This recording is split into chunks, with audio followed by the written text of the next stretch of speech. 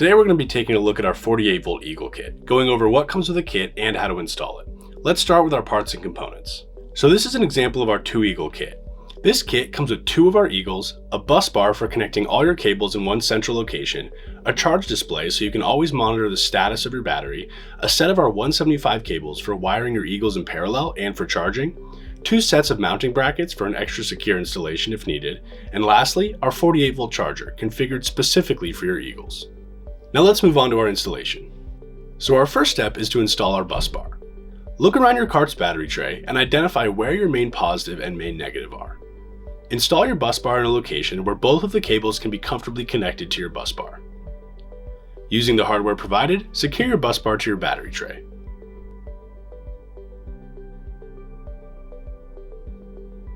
Next, we're going to connect all of our cabling to our bus bar, making sure we're always connecting the positive ring terminals to the positive end of the bus bar and the negative ring terminals to the negative end of the bus bar.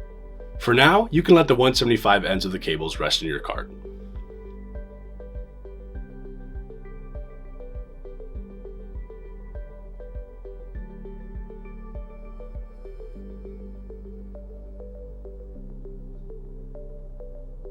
Make sure you tighten the bolts on your bus bar with a wrench, ratchet, or other appropriate tool.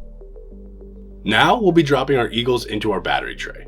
If you have our 2 Eagle kit, we recommend putting one on either side for even weight distribution. With our Eagles set in our carts, we're going to connect the 175 ends of our cables to our Eagles. Ensure your cables have a secure connection, so if the road gets a bit bumpy, you won't have any issues. When connecting your cables to your Eagles, make sure you're unable to see the 175 end of the cable from a top-down view. This will ensure they're properly connected.